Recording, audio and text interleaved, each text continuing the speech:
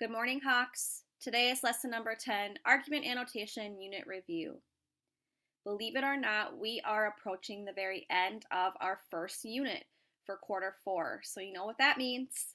We have a post-assessment coming up. Yes.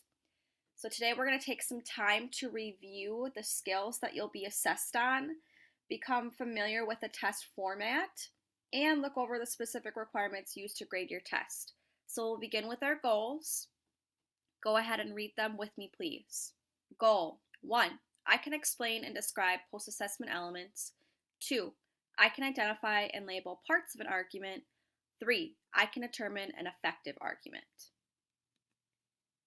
So just to reiterate, the argument annotation unit post-assessment is due by this Friday, May 1st. So today, again, we'll review those skills, and I'll give you some time to practice with a practice assignment. And then the other 2 days are set aside for you to work on your assessment. So you'll begin with the second lesson day and complete the assessment by the third lesson day to turn it in. So just like we give you 2 days to work on an assignment, that's what we're doing for this online version as well. All right, so today we're going to use the Argument Annotation Unit Review assignment that you can find in your folder. So you'll pull this up on Notability, and that's how you will fill this out. This format is almost identical to your post-assessment, your real post-assessment. So if you are going through this, you finish this assignment, no problem, piece of cake. That's exactly where you should be in order to feel confident and ready for the post-assessment. Now, if you're going through and you have some questions that come up, use this time to your benefit and ask those questions before you begin the post-assessment, okay? So this will be a good indicator to see if you are ready or not. All right, let's begin. So you are going to read the assigned text, and for this assignment, the assigned text is human connection bolsters immune system. That's why it's important to be kind. Okay, so this is the assignment you'll use for your practice for the post-assessment.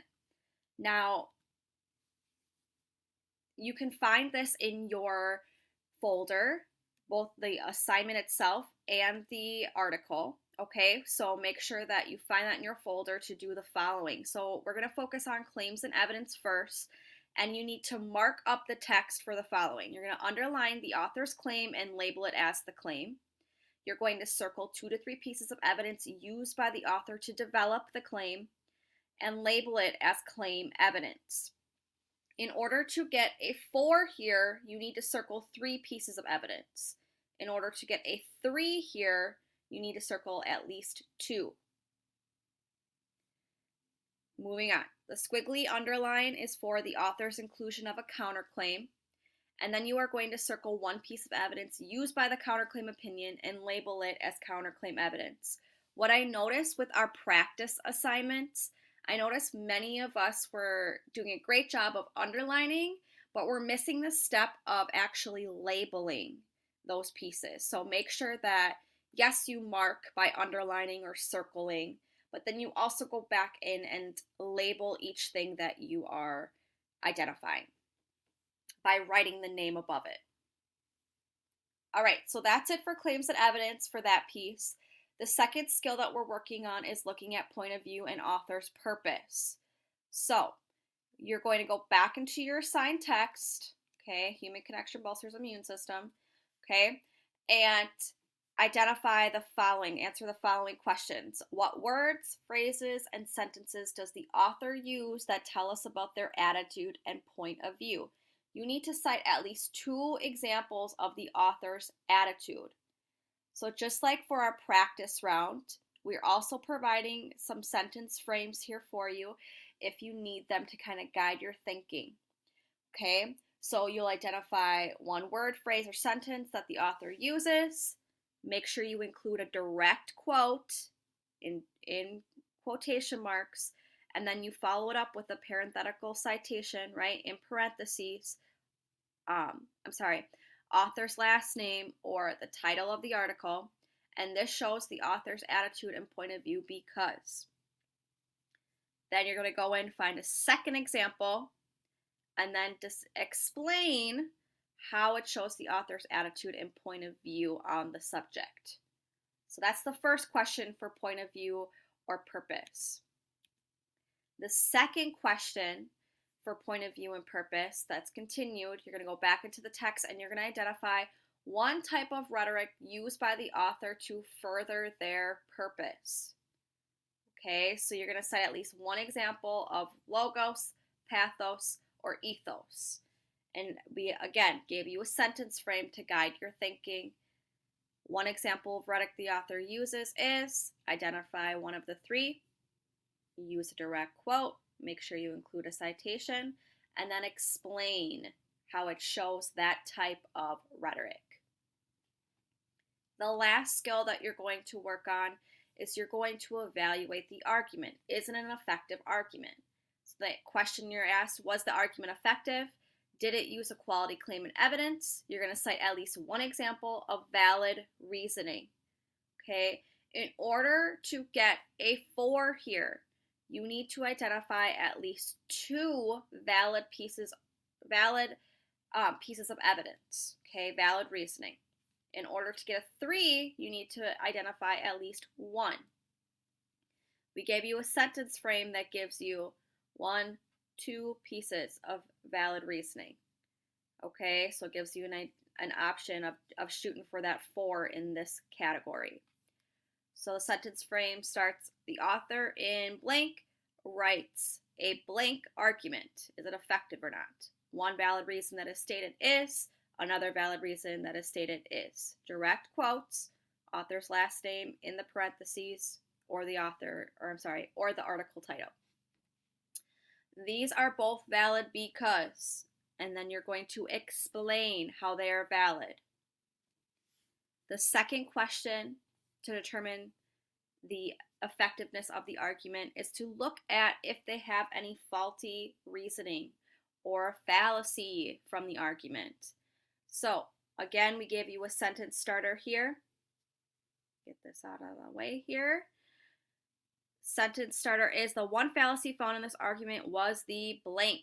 So you're going to name the fallacy first, and then you're going to give the example. In the text it says, and then you're going to say why this is a fallacy, why this is that particular type of fallacy.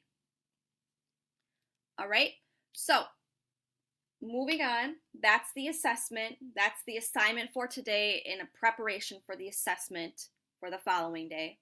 Now, this is the rubric that we'll use for your assignment as well as the post-assessment. So please pay attention to the specifics because I'm going to outline what those specifics are.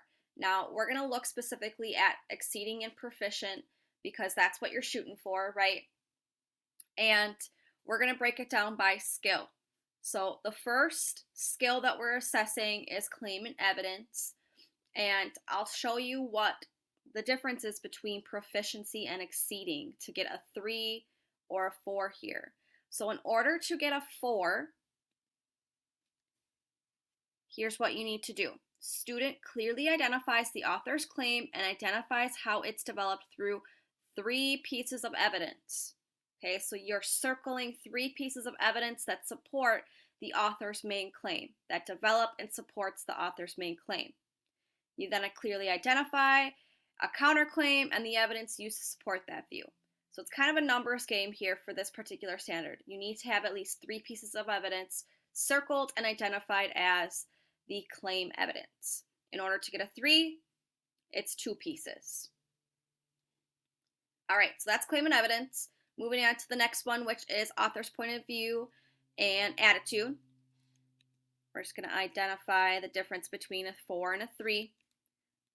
Okay, so in order to get a 4 for point of view and attitude, the student identifies author's point of view and purpose, clearly using 2 pieces of evidence that are clearly and masterfully analyzed, meaning that you've identified 2 pieces of evidence that support, but you're masterfully analyzing, meaning that you completely understand how those 2 pieces of evidence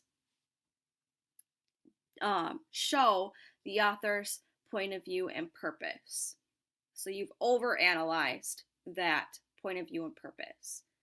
In order to get a 3, you've analyzed it, you've done the skill, you've done it correctly, but it's not overanalyzing it. Student correctly identifies the type of rhetoric, logos, ethos, and pathos, and provides a correct example of rhetoric. Student provided analysis of the example of rhetoric. Okay, so the difference between a 3 and a 4 for this particular section is that you've identified an example, you've correctly identified it, okay, and you provided the piece of evidence to support it.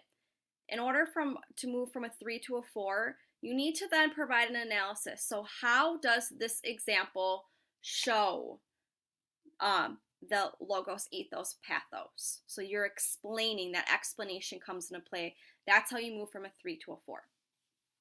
All right, last section is looking at specifically the argument itself. So is it an effective argument? Did they provide valid reasoning?